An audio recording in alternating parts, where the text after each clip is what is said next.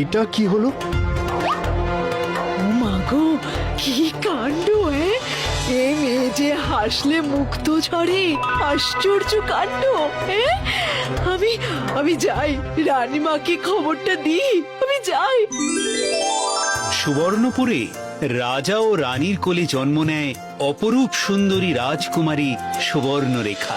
তার জন্মের পরই সবাই বুঝে যায় এ মেয়ে হাসলে মুক্ত ঝরে আর কাঁদলে ঝরে সোনা।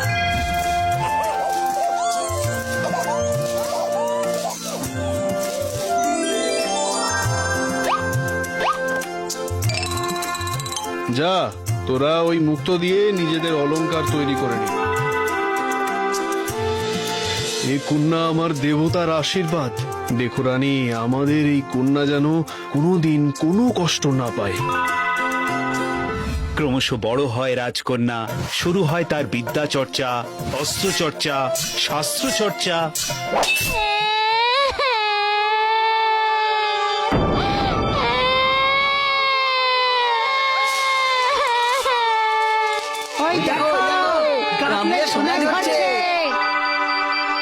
আহা, কি হলো মা? দেখি দেখি। বৈদ্য, বৈদ্য! কই কই, দেখি দেখি দেখি দেখি।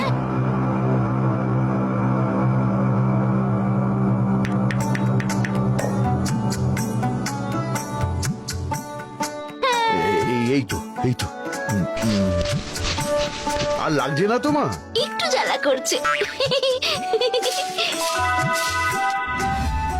মা, তোমার বিবাহের বয়স হয়েছে, তাই আমি আগামী শুক্লাপক্ষে তোমার স্বয়ম্বর সভা ডাকতে চাই। বেশ, তবে আমি তাকেই বিবাহ করব, যে আমার মতো নিখুঁত হবে। কি রূপে, কি গুণে! ঠিক ঠিক, নিখুঁত গুণসম্পন্ন পাত্রই হবে উপযুক্ত পাত্র।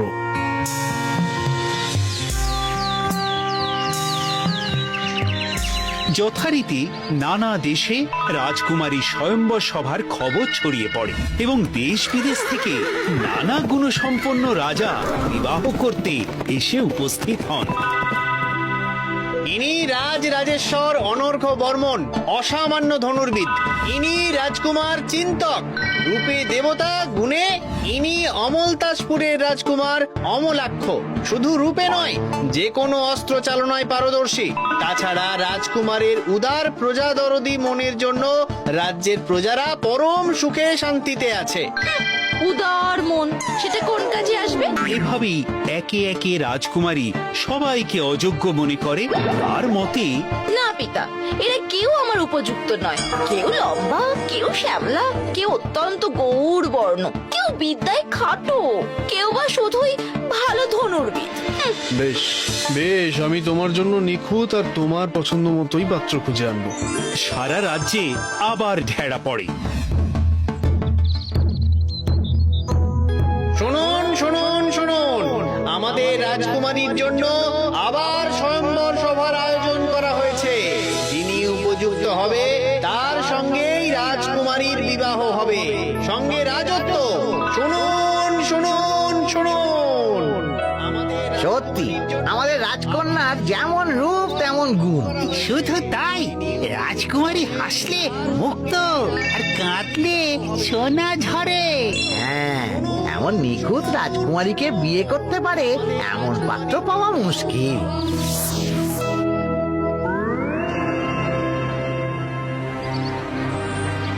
কি চাই?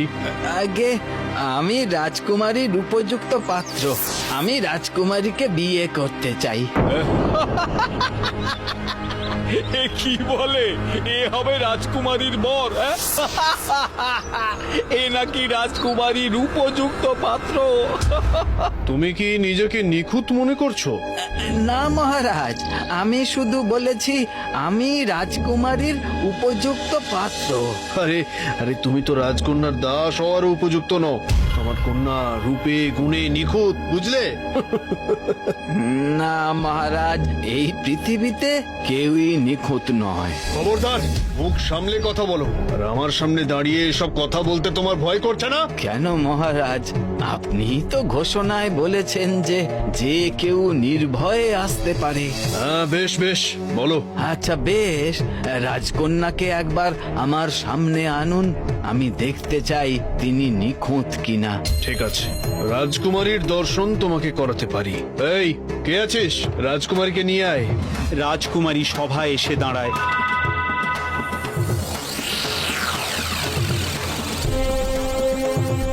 তাকে দেখেই ভিখারি বলে ওঠে, আমি জানতাম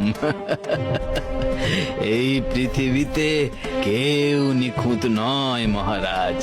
ওই দেখুন মহারাজ, রাজকন্যার ডান কানটা বাঁ কানের থেকে ছোট। ভিখারির কথা শুনে রাজকন্যা প্রচন্ড রেগে যায়।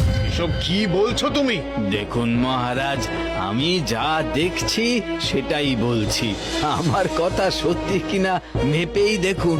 নাপিত, নাপিত, রাজকন্যার দুটো কান মাপা হোক। নাপিত ফিতে দিয়ে রাজকন্যার কান মেপে দেখে ও দেখে সত্যি রাজকন্যার ডান কানটা বাঁ কানের থেকে ছোট। এটা শোনার পরই রাজকন্যা প্রচন্ড রেগে যায়, আর রেগে যেতেই রাজকন্যার গা থেকে আগুন বেরোতে শুরু করে।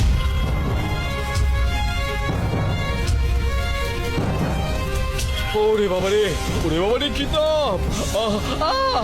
পুড়ে যাচ্ছি তো, জ্বলছে যাচ্ছে শরীর। এই, এই কে আছিস? জল ঢাল, জল ঢাল, রাজকন্যার মাথায় জল ঢাল। ঠান্ডা কর,